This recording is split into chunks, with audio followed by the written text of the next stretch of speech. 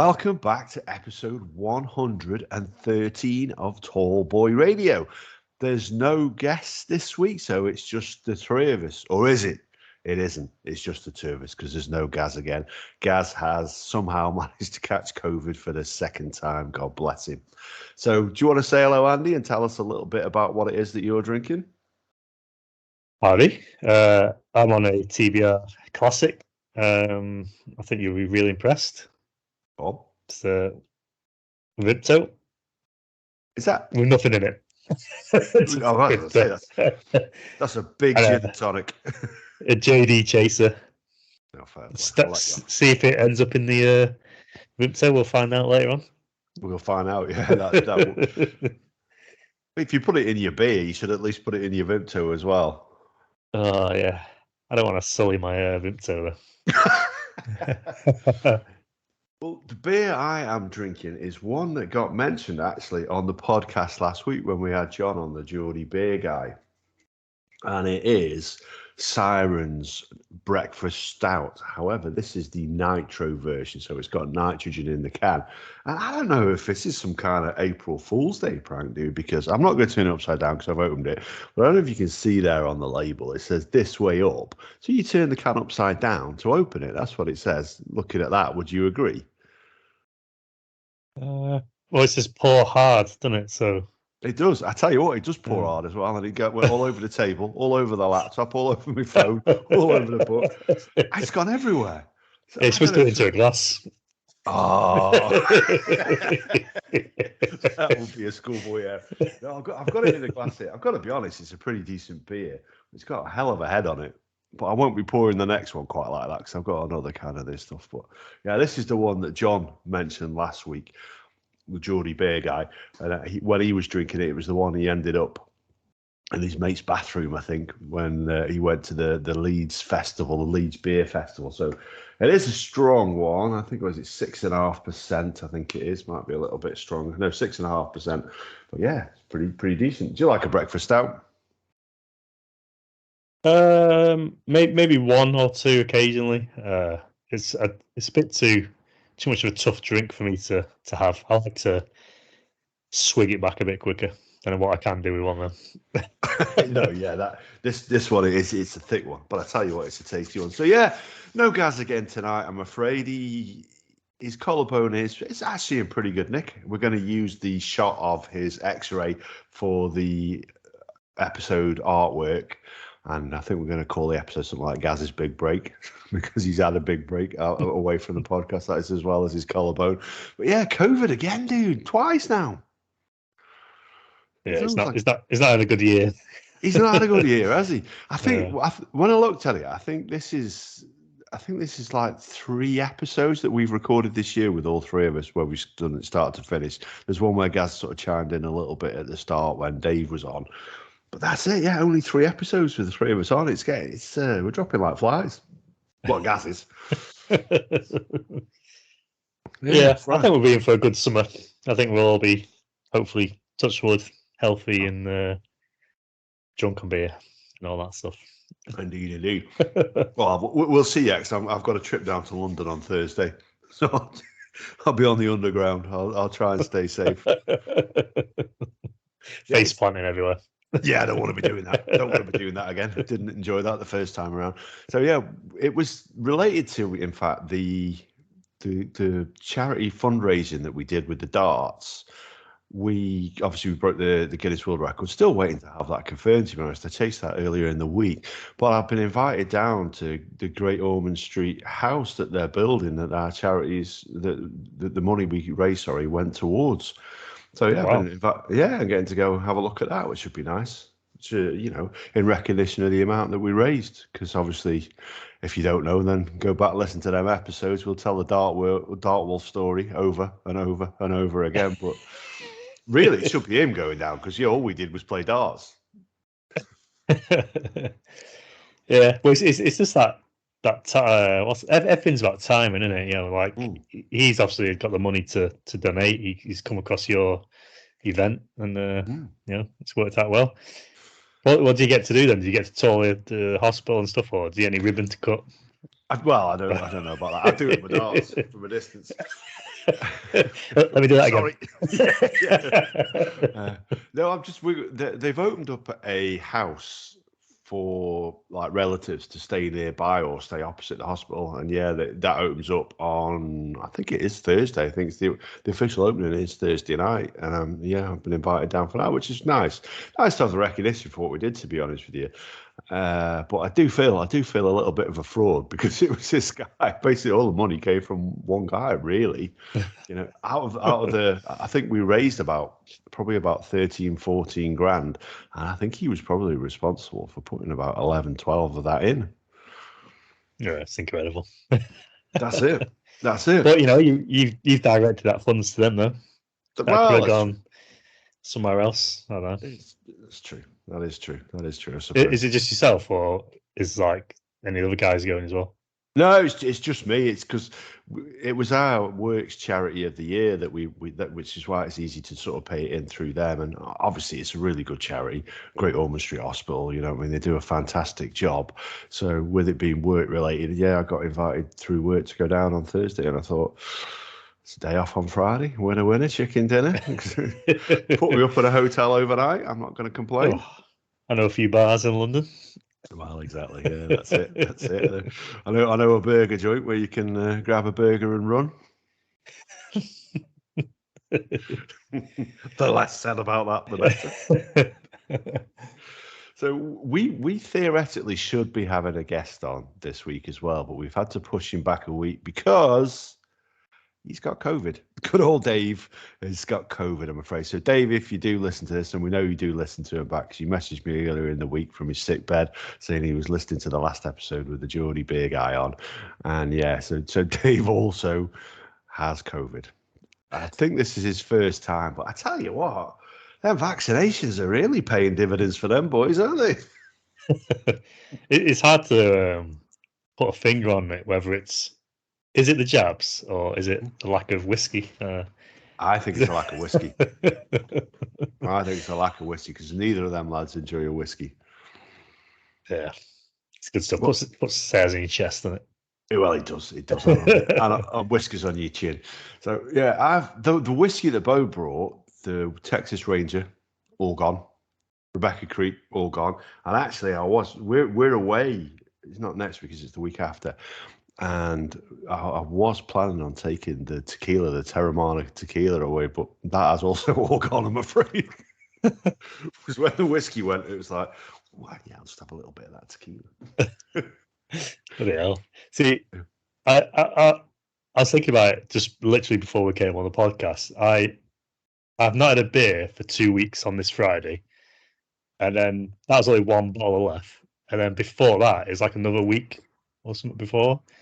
And then all that is like one whiskey when we've been doing the podcast, like barely drinking. But really, is that intentional?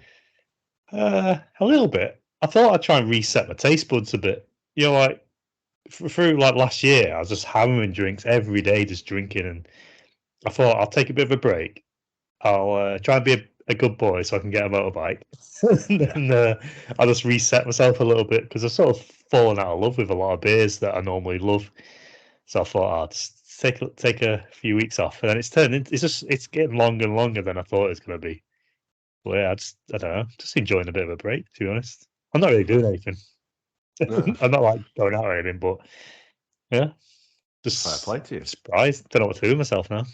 No, I was about to say, yeah, well, you must be flush with money like you spend on beer. We talked about it last week, 75 quid on 2 bottles. I did think about that earlier. I thought, I could buy some of that. Yeah, that's it. You might as well now, dude. Going back to the bike, it's getting picked up tomorrow for to go back to have a look at this fuel issue. So yeah, it's broke. Yeah, I literally just drove it home and it was broke. Yeah. I'll say, do you want to tell the listeners about it? Because obviously Andy sent me a picture, but I don't know much about motorbikes, but it does look a pretty cool bike. It looks absolutely massive, and then until Andy sits on it. But then again, Andy is a pretty big guy. So do you want to tell us a little bit about your bike and the woes that you've had with it? Oh yeah, so it's funny. I've been looking for bikes for months, since probably November, and I thought, well, I'll go up to like a certain amount. And then a few weeks back, I got a bonus. Well, I say a few weeks.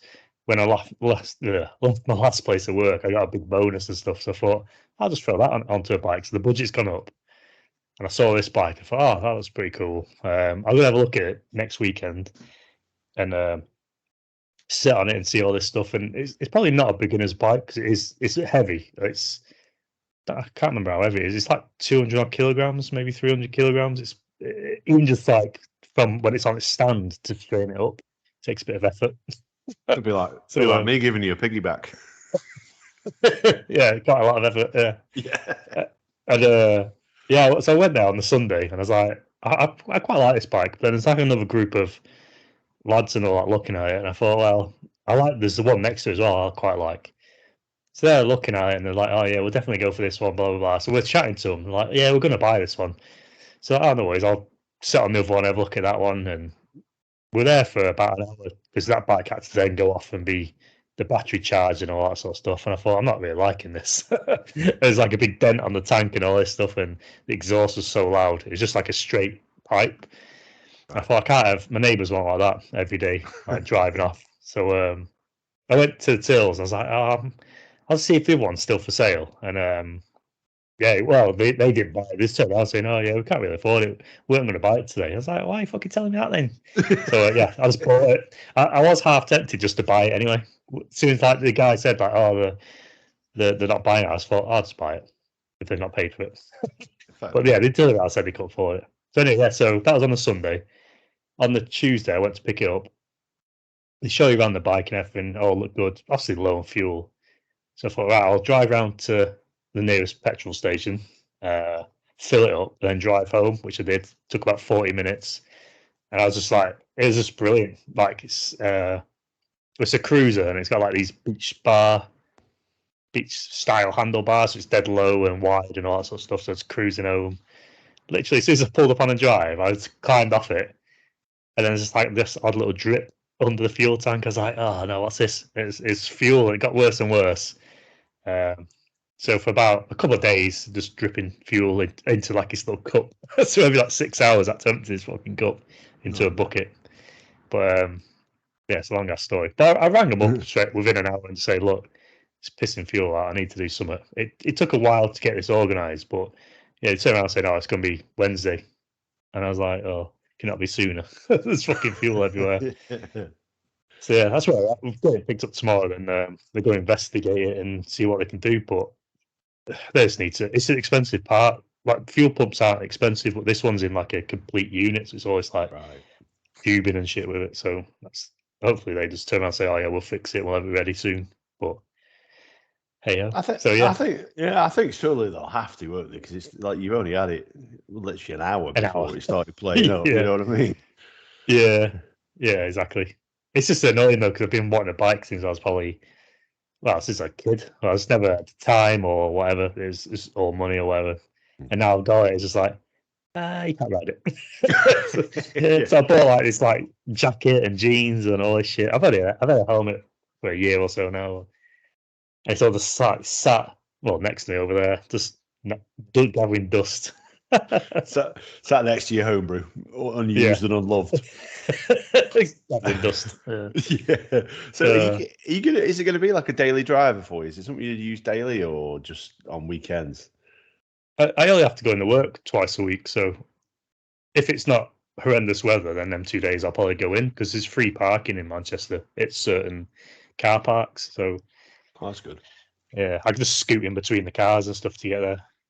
But, I must admit, I'm not someone who's ever thought about ever getting a bike, really, because I am clumsy, so I know it won't end well. But if I see a bike that looks cool, I always think, man, that does look cool. And you think that dude who's riding that, especially like the Harleys and the Fat Boys and stuff like that, they look amazing.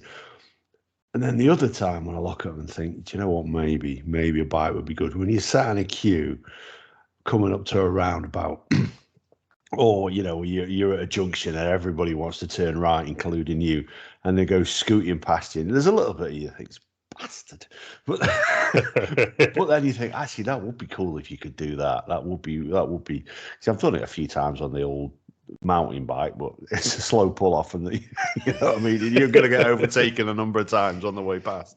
Yeah, that's a good thing. Like filtering's legal in the UK, which is good, so you can scoot in between. But bus lanes are hit and miss. Where I think London it's allowed, you can drive in bus lanes, but I think like rest of the UK, it's got to have the motorbike symbol on the bus lane, but not a lot of them do it, which that annoys me a bit because you can just drive in that and it's a bit safer. But well, I can tell you it is illegal to drive a car in bus lanes, as I've been done for it twice. Twice, yeah. Well, twice. I literally once was in Manchester. I went to the Deaf Institute to see James Murray. Actually, he was doing a book signing there. He was doing his book launch for his first novel that he did. And I just put it into the sat nav. So I pulled up, and it literally took me right out of the front of the Deaf Institute. And then that's it. Sat nav's done its job. So where do I go now? Best go find somewhere to park. I should have put car park in, obviously. And then so I pulled out, went left, and just found myself driving along a bus lane. And so I got like the letter through about a week later. Kim wasn't very happy. And then once I paid that off, a week later, it was literally a week later again, I nipped into Hanley, and they changed all the layout. Came out, sun shining in my eyes, driving around what was the old layout. And it's like, bus lane. Yeah, this isn't going to go down well. And yeah, sure enough, another week later, the letter drops through on the door, and Kim was like, "Are you taking the piss?" It's not like you're spending money on whiskey, is it? It's going back to the system. That's it, yeah, that's it. It's worse. It's worse. It's paying for a government I didn't vote for. To be fair, I think Hanley, like every time I go there, it's like different. Like one way will be you drive through the town, you go this way, then you drive next week, you go through. It's like, oh no, it's wrong way the other way now. It's fucking that's joke. it. Yeah, that's it. And literally that's how I got cut out. And it was a really sunny day, sun's in my eyes. It's like, oh yeah, this isn't going to be well received, because the first one wasn't well received. And then I think it was about 6 months after that I got done for speeding. I got to do one of them speed awareness courses, so it wasn't too bad. Is it a day off work? Yeah, no, I had to book it for my day off, unfortunately. So I sat there, but this time it was on Zoom, obviously, because of the old COVID stuff. So yeah, I had to do it on Zoom. But the thing is that it's the same sort of thing. You watch the same videos, and then I'm not gonna lie, I've done a couple of them, and I always do it where they do this one thing where they've got like so many pencils in a briefcase, and they tell you to count the pencils. But I always know they're going to ask you what's on the newspaper on there. So I made a note of the headline. The guy's like, "That's impressive. That is. You've got very good attention to detail." And you think, should I take the plaudits, or should I just say, "This isn't my first rodeo"? How many times can you do it? I thought you could only do it like I think so many times in a certain year. Yeah, I think you've done one in the last 5 years. You've got to take the points and the fine. I know you're taking the fine anyway, because it's what it costs to do the course. I think it's like about £100 now, so it's a bit of a nightmare. But I don't speed very often. It was just misfortune, to be honest with you. I have in the past, before I had kids and that, I'm not a dangerous driver, but probably I was driven sort of 10, 15 above the limit at times. Yeah, I've been done for driving twice. One of them I was driving fast, but the second one, like I was on a dual carriageway, so it was a 70, and it went down to 50. But it's like normally I just take my foot off and just coast down to whatever the speed. I think it was like 50 this time. And literally as soon as I crossed over like the big red line to say it's a 50, there's a cop car like with a camera there, so they put me at 58, I think it was. And I was like, "You fucking assholes!" And like people overtaking me. I'm the one that's got done for it. Like, yeah. Funny enough, the last time I got done it was the same sort of thing. I think it was coming back from Trenton, and it goes down from a 70 to a 50, and I got done. I got done in that section where it was gone to 50. And I'd slowed right down, and I was slowing right down. I'd slowed down to 60, so not quite far enough, some would say. But I'd been out to pick up the gin for the episode that we did with the Scottish Alchemist. So that turned out to be a really expensive episode. Yeah. See, I think they should be schools and stuff like that is where they should be concentrating on, not dual carriageways or straight roads that are dead long and straight and all. Well, this is what I don't understand. Now I don't understand why it goes down to a 50. Don't get me wrong. They probably did tell me during the speed awareness course that I've done. There is some Actually, I learned something on the last one as to why they're called dual carriageways. I always thought it's because they had a minimum of 2 lanes, but it's not. It's because they're in 2 carriageways. Actually, the clue was in the title. But yeah, that was. To be honest with you, I always found them quite interesting. Anyway, those things. Probably give it another 3-4 years, and I'll put my foot down past the speed camera again to do another one. That was a joke, folks. Especially Kim. I don't think she listens to him back too often anyway, so we're okay. So, a couple of episodes then that we've got coming up then in the near future. Like we say, should have had Dave on this week, but he's got COVID, so he is hopefully going to join us next week, and hopefully Gaz will be back with us then, unless he's caught something else or broken something else. And then we're recording 2 episodes actually next week. We've got Happy Hour on again, so we've been on their podcast. Tabby's been on ours when she was on when we did the episode with the designated quizzes. But yeah, so I think it's Mike and Tabby and Caleb is all joining us on our podcast. Where that will go, I don't know, but they're pretty good guys, aren't they? They were fun to record with. Oh, definitely. I like the social media as well. Yeah, it's entertaining. Yeah. They do a lot of that kind of stuff. And actually, I know at the moment, while they're planning their Guinness World Record, they got a reply from some hot dog company. It's not one I'd heard of, but I've checked them out, and there's a pretty big deal in the States. And yeah, they'd replied to them, and they're trying to blag them as sponsors for their Guinness World Record and from the podcast. We're pretty cool if they managed it. Oh, yeah. I mean, they're quite relatively a newish podcast as well, aren't they? And they're very good at it. Very slick. Yeah. They are, personalities for it as well. Well, yeah, the 24 hour. Well, how long is the podcast again? Was it 24 hours? 36 hours. Yeah. So that's August, which is the first. So yeah, they've not even been going a year. So August is the first anniversary of their podcast, and they're going to do that to celebrate that 36 hours. We're on at some point, but I don't know where. But I think it's going to be okay for us because obviously it's 36 hours. So we're going to chime in rather than having to stay up late and pull a late one. We're going to burn a time that's more appropriate, more suitable for us and our beauty sleep that we require a lot of. Oh, yeah. But it'd be good. Hopefully Gaz will be here next week though, because he's not met him yet. So he wasn't on the episode that we did with the designated quizzes, and he didn't join us when that was a late one, wasn't it, that we did when we went on theirs. And we stayed up till 3, something like that. Yeah. Afterwards. Yeah, we weren't.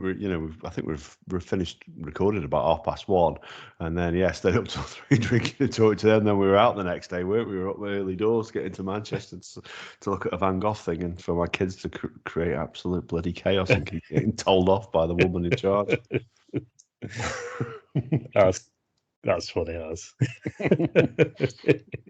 I distanced myself. Yeah, I distanced myself. I thought I'll let Kim get the bollocking. Although it's clearly my genes that are creating the problem. Yes. So we got those episodes coming up, and then we're away. Me and Andy are off on our Holly Bobs. Actually, we're off with our can't put my teeth back in with our prospective wives, and we are going somewhere where I can't remember, but staying in the UK. And then when we come back after that, we've got Bo coming on. Bo's going to come on at, I think, about regular time for us. He's taking the day off, bless him. And yeah, him and my brother are going to come on, and he's going to share his perspective of his trip to the UK and how he found that. I think it's worthwhile doing that because when we had him on, we were leathered, and when you listen to it back, it doesn't make a whole load of sense. There's a lot of slurring going on. And that was right at the start of his trip, so we can share his perspective on our trip up to Edinburgh, the lurgy that we caught up there, the day trip that we had in Conway, although we did talk a little bit about that, if I remember correctly. And then obviously, meeting up with my dad and meeting up with my brother John, and obviously it'll be the first time that we've had John on the podcast as well, so I'm really looking forward to that one. Yeah, that'd be good. Ooh. Yeah, I think it's been good. Yeah, Bo on last time was good as well. Yeah, it was. Before he came over. Yeah. I enjoyed that. And like I say, that was the first time I'd ever spoken to him, sort of face to face. Heard it, put his voice to his face at the same time on a video call.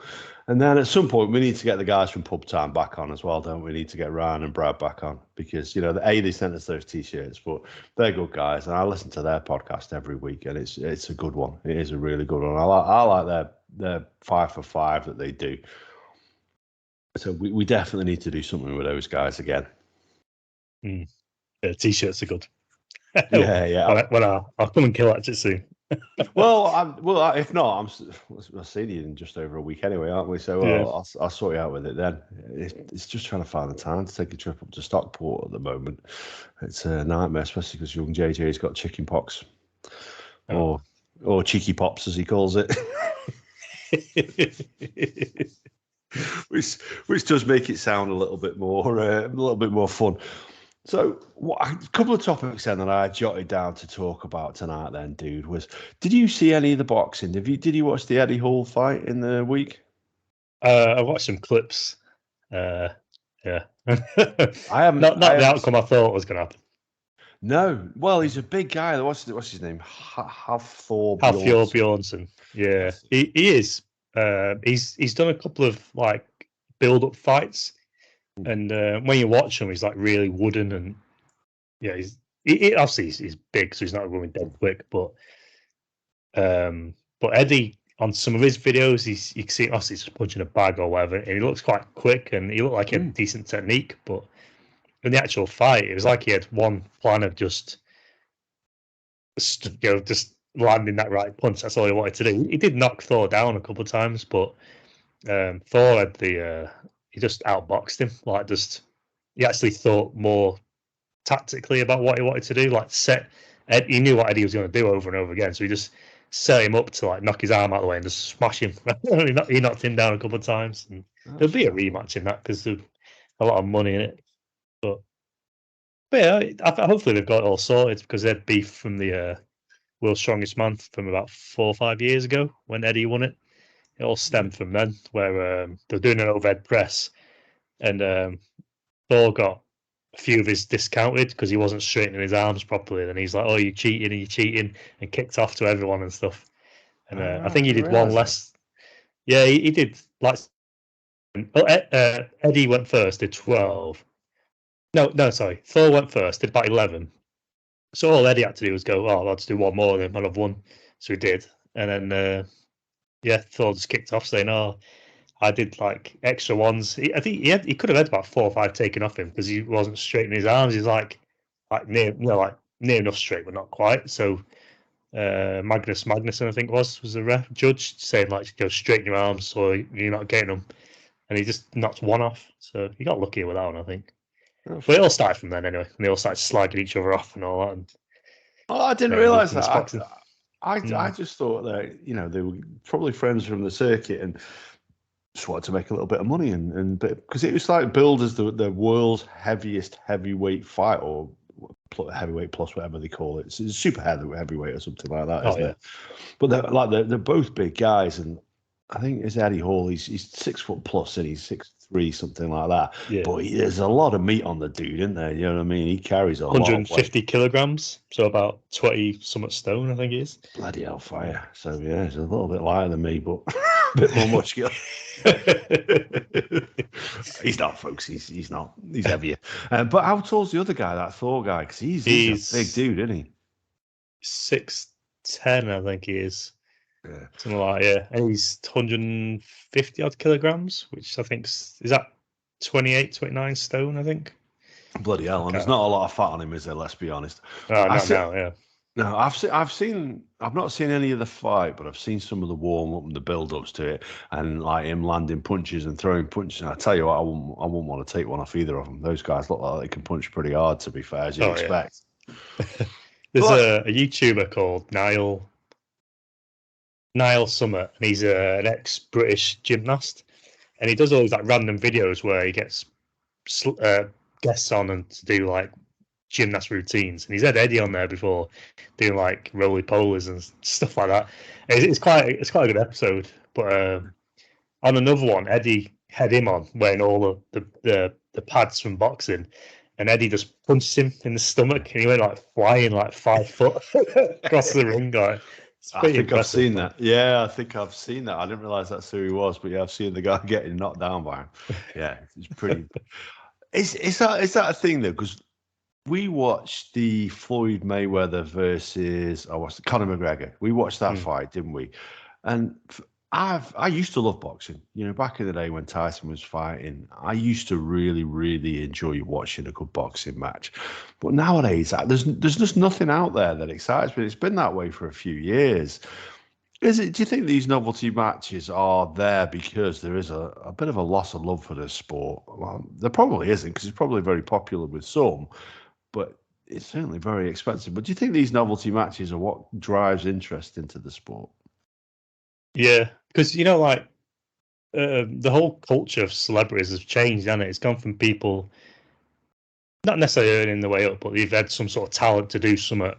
And with all this like reality TV show stuff, it's just bumped. I think the IQ's dropped a lot with a lot of these. Definitely. And so now there's a lot of like YouTubers doing the boxing matches, and I'm not going to say their names because they're absolute dingleberries, but they'll fight like one of them boxed a UFC guy and he lost. The UFC guy lost, but it's obvious that he took a pay cut because I can't remember one. I think it was the YouTuber like nodded or something like that. Then the other guy gets punched and goes down. It's just like, well, you can see it on TV. Like, what are you on about? And there's just stuff like that. I think Conor McGregor's going to do another one soon because he's proper jacked up now. He's proper huge. Rich, like. Yeah. For a small guy, he's massive. My brother was saying, like, he said, like, he's looking at getting back. I don't really follow the UFC, but my brother was saying he was looking at getting back into the UFC, but he didn't see how he's going to do it because he's absolutely huge. And I thought, wow. So I went on social media, had a quick look, and he's massive. He's absolutely ripped at the minute. He's huge. He won't pass a drug test, I bet, in a minute. I think it's 6 months steroids in you. Oh, okay. So, yeah, so it'll be at least 6 months then before he's fighting. But yeah, I noticed one of these YouTubers as well today. There was talk of him fighting Tyson, but Tyson was saying he'd do it for $1 billion. If there was $1 billion in the purse, he'd do it. Yeah. Tyson's another animal. What? Oh, yes. He's 55 years old now, and I won't take a punch off him either, I tell you what. He's got that technique, hasn't he? Of like, it's like it's all stomach muscle, like core, like the way he moves his body. And I watched some like build-up videos that he's doing before. Was it Evander Holyfield or someone? Yeah, he fought someone recently, didn't he? And he did. Yeah, I was just like, I think it was a draw as well, wasn't it? Yeah, it was. Yeah, fancy. But he still looks the same. Like his movement and everything. It's insane. Like he's quick and he's powerful. Yeah, and his build is ridiculous for a bloke, in his 50s. And I just think, this YouTuber we're not going to mention because he's a dick. I'd love to see Tyson stick one on him and really put him down. I really, really would. But again, I think, I'm probably thinking back to Tyson back in the day when I used to watch him, and gee whiz, he was just a beast, absolute beast. Yeah. If you ever, every now and then I'll go on YouTube and just watch his best knockouts, and they're just phenomenal. Yeah, he's another level. And Prince Nazim, actually, I watched a few of his videos. At the time, I couldn't stand him because he's just a mouthy shit, but he actually backs it up. He's like little dancing and stuff. Yeah, I love Nas. And he was one cocky son of a gun, though, wasn't he? Do you know what I mean? Like, like you say, sticking his face in. And nowadays, I think if you're doing that, people, I don't know. I suppose back then, people knew what to expect when they were fighting him. And you still don't know why people didn't just stick one on him when he did that. But I guess he would have counted it, I suppose. He was quick. He was quick. And again, he's a big lad now, but not so much on muscular. He's been enjoying the spoils of his wins. You can tell. Oh yeah. See, I thought he might go into commentating or be a TV personality because he's got that sort of jibber jabber about him, hasn't he? Well, he certainly didn't. Yeah, and he certainly didn't get hit very often, so he's not too punch drunk. Yeah. Yeah. So I tell you, something else that really combat sport is that I wanted to mention as well. Razor Ramon, you seen he had passed away earlier. I think it was maybe tail end of last week. Well, I was big fans of WWE, and I was a big fan of Razor Ramon. So my mum was as well. Actually, when I was speaking to her about it, she was mortified. My mum always had a bit of a soft spot for Razor. But yeah, that characters like that, and the amount of wrestlers. I think we did an episode on it, didn't we? That have sort of passed away, and he's a guy who'd had his troubles in life with alcohol, but it wasn't related to the alcohol. Was it a hip operation or something? And he had a blood clot from it, and it moved, and that's what sort of took him out. And he had a huge heart attack, and then he passed away. So that's a sad day. But a lot of the clips of him are circulating right now on Facebook, and a lot of the pieces he did to camera. I tell you what, I used to love it back then, but I've forgotten just how bloody cheesy it was. I used to love him and Diesel and who else? Hogan, Hollywood Hogan for a while on it, and there's just like that. That was the peak of wrestling, I think. Is it the Attitude Era? I think they call it. Yeah, it definitely was. Brilliant. Well, Kevin Nash, Diesel, he was a big pal of his, and he was properly gutted, wasn't he, by his passing? They spent a lot of time together. Shawn Michaels as well speaks really, really highly of him, because you always think with him, because he played the heel, didn't he? He played the bad guy, Razor Ramon. And you always assume then that therefore they probably are a bit of a dick, but by all accounts, he was a great guy. And yeah, really, really sad to see him passing. Yeah, I think with just on that story very quickly, a lot of like Undertaker obviously retired, didn't he, last year? So he's been doing a lot of interviews, and he gives a lot of insights into what happens behind the scenes. And half the people, like say, you think are arseholes, actually help each other out and they'll train them up. And I can't remember who it was. There was someone.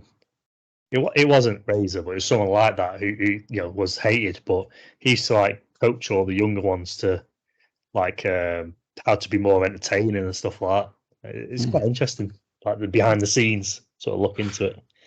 Fair play. Yeah, I must admit, I like to watch a few of those. I watched the documentary with Jake the Snake Roberts. That one was quite shocking, actually. That he was still trying to keep it going. And he was one of my favourite wrestlers, Jake the Snake was, just because, I don't know, he played the bad guy. I think everybody really secretly, other than Hogan, quite like the heels. You you always like the bad guys. You always wanted them to win, didn't you? If Gaz was on, I was going to do a little bit about the football as well, because Everton are in a bit of a mess, aren't they? Let's be honest. Do you think they could potentially go down? Potentially. The two. I'd like to think the two will go club to do it, but I don't think they've got the right manager to keep them going. I think they're relying on what do you call it? The team they've got more than the management. I think Lampard will give some direction and help them, structure them a little bit better, because he's been at Chelsea with a bigger team, whatever. But I don't think he's got a plan B. I think his outlook on the game, I don't think it's good enough. But I could be wrong. It could be the players he's got as well. But I don't know. They're struggling. I think it's a poor squad that they've got there. He's got a lot to do with, and I just think sometimes when a manager goes in like that, it's going to work one or two ways. You either get a great lift off them, and that's the surge that they need to get them into where they need to be, or it takes like Arteta at Arsenal. People were calling for his head, even though he's won an FA Cup. People were calling for his head for the whole of the season before, saying we had a disastrous season. But there's a plan there, and it's a long-term plan, and maybe that's what they've got with Lampard. But I do think there's a real danger they could go down. I think there's three worse sides in them. I think they'll probably be okay, but they're right in danger there. But then I guess the other way you have to look at it is up at the top. Obviously, we're not going to win it. Man United aren't going to win it, but I think it's going to be perhaps between United and Arsenal, and maybe one other side fighting out for that top four position. You confident your boys are going to get there? A bit hit or miss at the minute. I think we're playing better, but something's not right somewhere, and they're just not back. Like they used to half a chance they used to score, and now it's just like they have more chances than what like a lot of other teams do, like City and all that. But then there's not just hitting the woodwork, or it's just like silly saves or whatever. But I don't know. I'm just waiting for next season. Well, the thing is with Arsenal, obviously, same as United, we can't win anything. We're not in the FA Cup, we're out of the League Cup. We never made Europe. Hopefully, we will next year. Well, we'll certainly make Europa. I'd like to think that we've got a pretty good chance of making the Champions League. But what I think the thing is with Arsenal, if you look at where we've played the big clubs, we've done really badly. But no, there's not a side there that's got a better record against clubs below them than Arsenal. The likes of Liverpool and that, will take points off the other, the other big sides. That's just something that we can't do. And historically, it's something we've struggled with for a while now. So I think we need somebody. We need somebody to come in and do something up front for us that's going to win those big games. But I used to think it was Aubameyang, but there's something happened there with him. But now he's at Barcelona, and I tell you what, he's firing on all cylinders, isn't he? He's scoring goals for fun for them. Yeah, it is an easier league, but I think he's getting a different service. I think, like Arsenal and United, it's always been about the midfield. I think, like Vieira, Perez, the list is endless for the classics, I think. But they're the what carry the team, I think. And Arsenal have lacked a proper leader, I think. I think now they've got the young players who want to play good and they don't give other teams respect. They just want to play their game, which is how it should be done. Yeah. But I think if you had just that driving midfielder just to sort you out. For forward, I think Giroud was probably your man. If he stayed, yeah. Because he did like Chelsea as well, didn't he? I thought. Yeah. I've forgotten where he's gone to now, actually, but he'd have been a good sign again. Yeah. I think we'll bring somebody in the summer. I think we need to bring in a striker. Again, Arteta's maybe a youngster or something, won't it? Probably because I think we put out the 16 youngest squads this year in the Premier League. They've all been Arsenal. The 16 youngest squads put out, teams been put out have been Arsenal because we are playing a very, very young squad. There's a few older heads in there like Xhaka. Again, I'm not wholly convinced by him, if I'm really honest. He's not a Premier League player. No, I don't think he is. He's probably great working with the kids. And showing them, what it means to be a professional and what have you. But I'm not convinced. I'm not convinced he's the right person for Arsenal. And Lacazette as well. I've never seen a man who tries harder than him at the moment. But somebody who wants away and is refusing to sign a contract, that's not what you see when you see his performances on the pitch. Because I think he's fantastic. Lacks a little bit of pace, lacks a little bit of height for the Premier League, probably, to be honest with you. And I suspect he'll be going in the summer. I know Arteta would like to keep him, but I don't see him staying. And I probably do think it is time that he did sort of move on. And it's a shame because he's created an awful lot of goals. I think it was 11 assists in his last 11 games. And you can't really knock that if he's creating a goal a game, especially like you say for the young lads that are playing. It's a great time to be an Arsenal fan, I think, at the moment. And I think there's a lot to come out of that side because I do think Arteta is the man for us. Whether Lampard proves to be the man at Everton, I don't know. I suspect they'll be looking again sort of middle of next season in the Championship.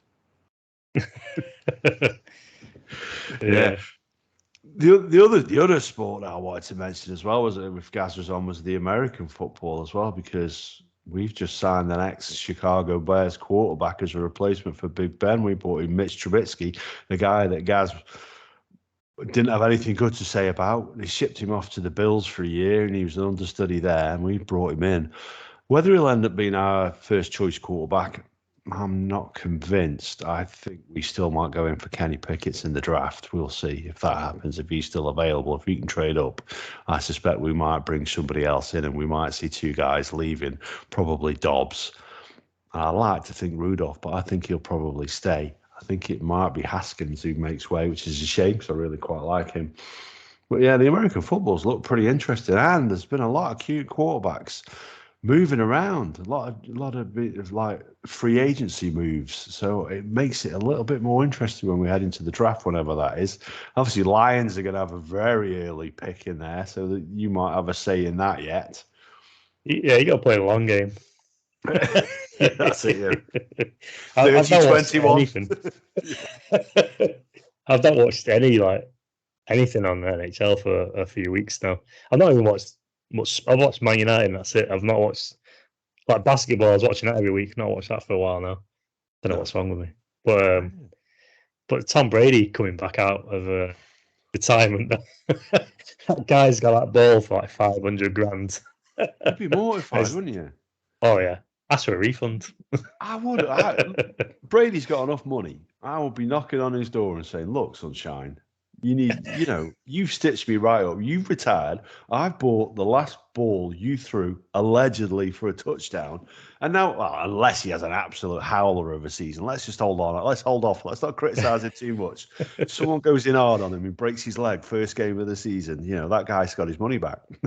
Oh yeah, it's not going to happen though, is it? No, it's not going to happen. It's not. He takes care of himself, Brady. He tries to avoid the hits as well. Bless him.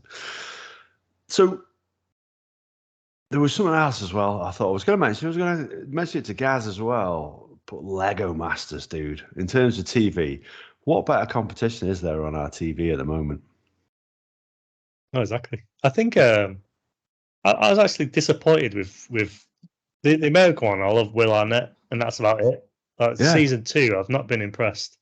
I don't think the Bills are as good, or there's no proper standout personalities. But the Australian one's really. This first season, I was like, oh, it's all right. I preferred the US one, but now it's flipped. Season 2 of Australia was brilliant with Hamish and the Brickman. Yeah, I love Brickman. What I love about Brickman is when he's got to deliver that bad news, he gets emotional. He's bought into it. He hates having to tell someone they're going home. And I do think, do you know what? I'm sure he is a lovely man. And I just enjoy people like that. I enjoy people like that who are not afraid to show their emotions, or have no choice than to show their emotions on TV. I love that guy. But same as yourself, I loved the LegoMasters USA when it was first on. I like to say Will Arnett, the guy, he voices Lego Batman, doesn't he? Yeah. And he's a character. He's very entertaining. Then is it E4 is it on?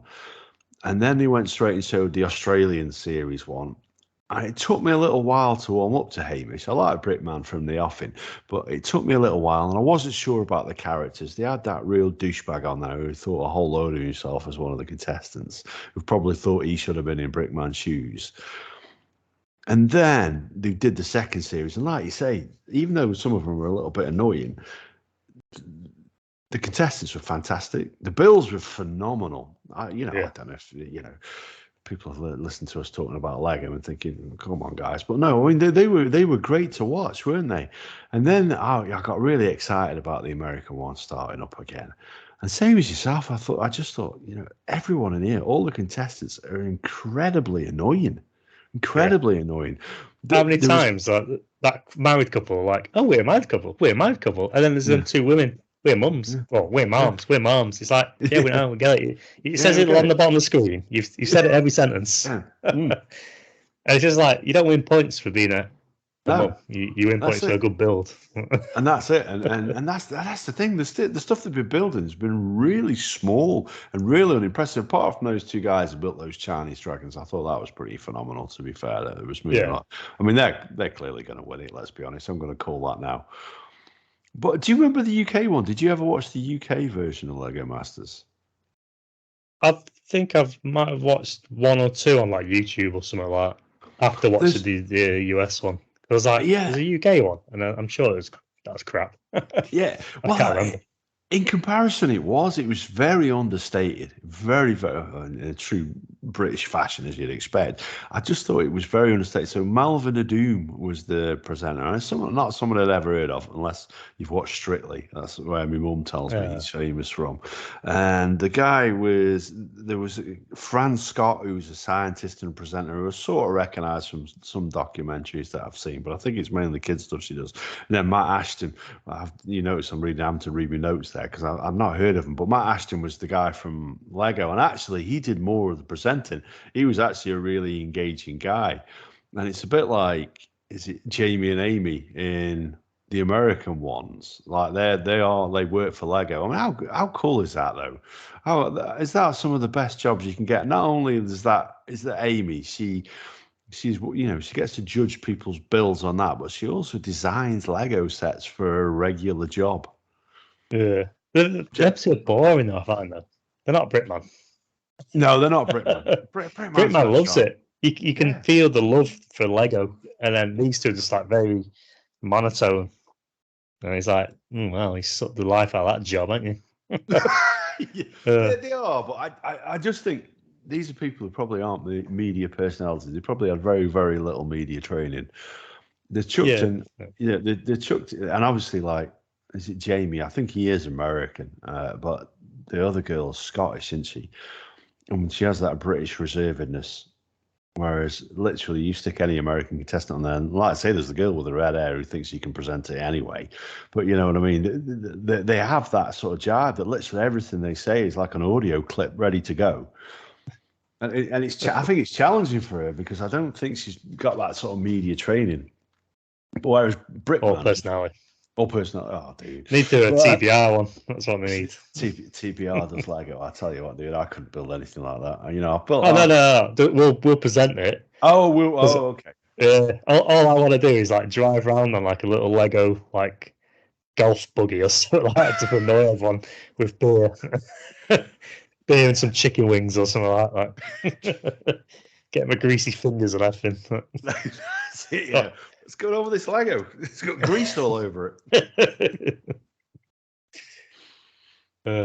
It's a good show. I mean, we're going to stick season 2 out of the US one, but yeah, I'm just not engaged as I was for the Australian season 2.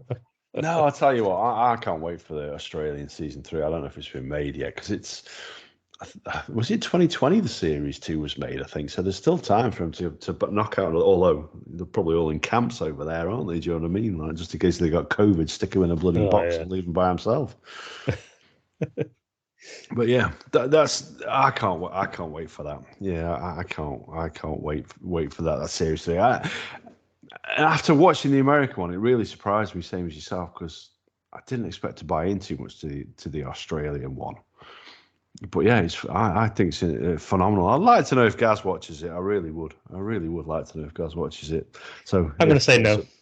I'm going to say no as well. Yeah. If it's not on Netflix, you're probably not going to get Gaz's involvement. He likes his not his true crime stuff. He likes his fictional spies and stuff like that.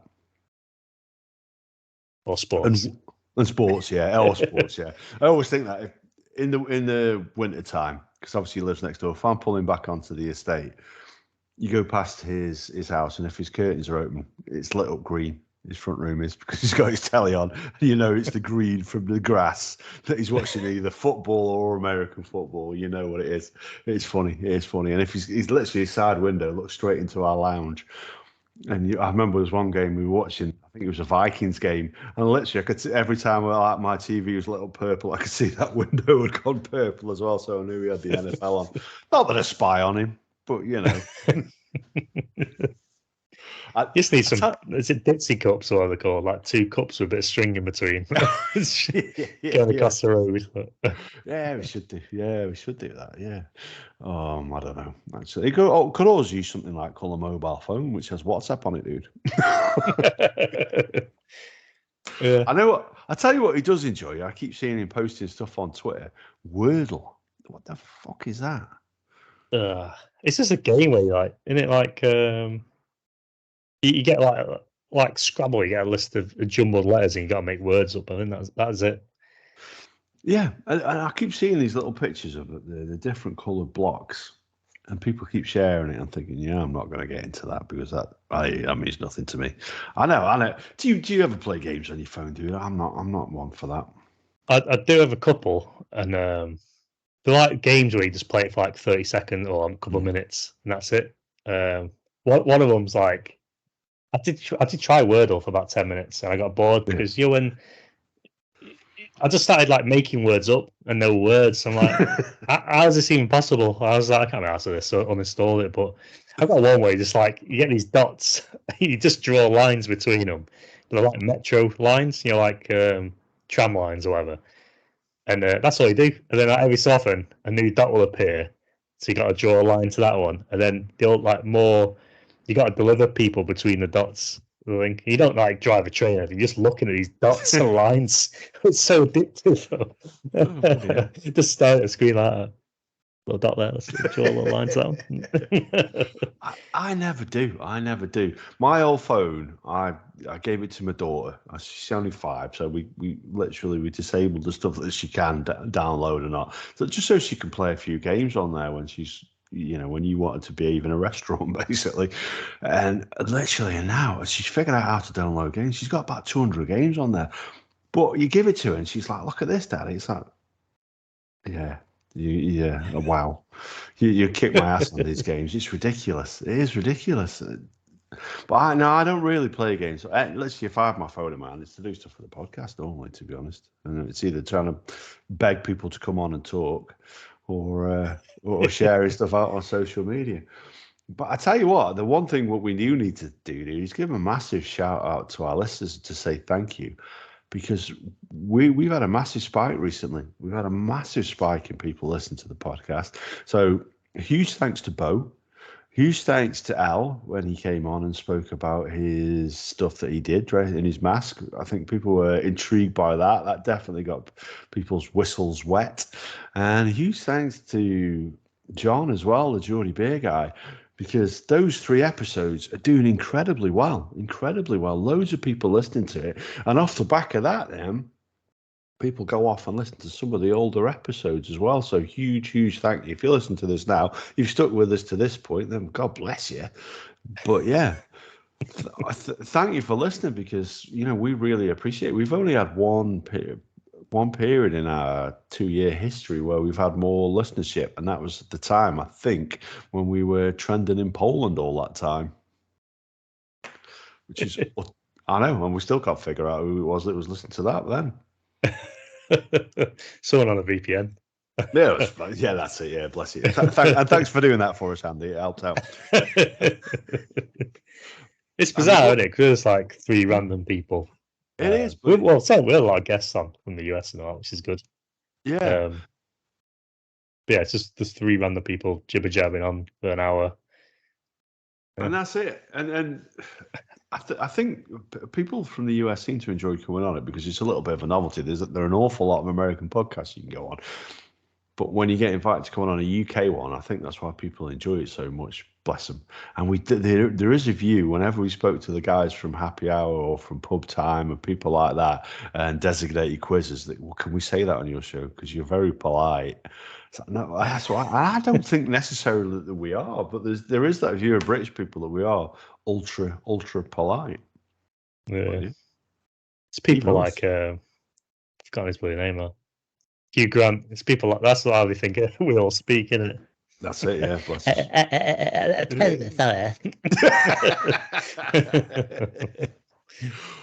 Oh my gosh. Yeah, golly gosh. Well, also, as well, we have to say hello to the people from South Africa as well. Country number 45 we've just added as well in the last week or so. So, yeah, 45 countries now listen to Tall Boy Radio. God bless you. What are you thinking? But we'll take it. It's the same businessman flying around the world.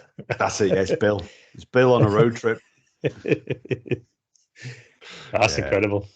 Yeah, it is. It is incredible, really, when you think about it. And it's a strange thing about a podcast. You sit down here and we've chatted and we've talked for the last hour or so. But there's just you or I here, and then we're going to stick it out on the internet. And the fact that people are then going to listen to it is utterly bizarre, because although we try and do something that an audience wants to listen to, you don't really think about actually having an audience while we're sat here talking about it. If I did, I'm not sure I could talk properly. Although some would say I don't anyway. But yeah, it's bizarre. That's why I slur. That's why I say, well, that's not why I slurred. I'll tell you why we slurred in that episode. Gee whiz. Have you listened to that one back? Not yet, no. When I get a free evening, we're gonna watch it on YouTube and all that. But yeah, not watched it back yet. Yeah, stick it on, because the intention was to call it, because when I spoke to Bo when he was coming over, he talked about National Lampoon's European Vacation, and we were joking about that, if you're familiar with that film. So we were going to call it a Texas Cowboys European Vacation. Obviously, he's from Texas, as a nod to that film, which we both enjoy. But then he also mentioned that he'd listened to our Drunken Ramblings episode, which is one that we did actually. I think it was like episode 25 and 26. So we had not been going very long, like the three of us. We'd only done 5 or 6 episodes before. And then we got a load of strong beers and sat for 2 hours, got utterly leathered, and then ate some incredibly hot nuts. And and we called them Drunken Ramblings Part 1 and Part 2. And he said when he was over, you need to call it Drunken Ramblings Part 3, and I ended up changing the artwork to incorporate that, and it mainly because it was so bloody appropriate, because they were just drunken ramblings. And literally, when it gets to the end of that episode, I always listen to them back, and I always judge myself very harshly. Listen to a speech, even though I've edited a lot of the stuff out on the audio version. And I judge myself harshly, but oh my word, I focus in on what I'm talking. It's like I'm just slurring. Literally, a sentence is a word. There is no break in between. It all gets added together, and it's. I can't remember what word I was saying. It was like seriously. It's shocking. It's shocking. Like I said to Bo when I watched it back on the video, because he said he wasn't too bad. And I was like, well, dude, you took 2 attempts to say the word Louisiana. Well, yeah, I think he's looking forward to getting back on here and talking to you as well, because he very much felt like he was pitting himself against some seasoned drinkers, and he wants to put his case forward that he held himself well, which, to be fair, he did probably better than us. I know. It's just I don't know. I was proper hit by it that night. But when he pulled the shot in his left, I was like, yes. Yeah, fair play. So impressed. You got through an unholy amount of whiskey, though, dude. I'm telling you now. You said you left the proper 12 for us to finish off. There was about that much left, honestly. And Bo had one, and nobody else had any other apart from yourself.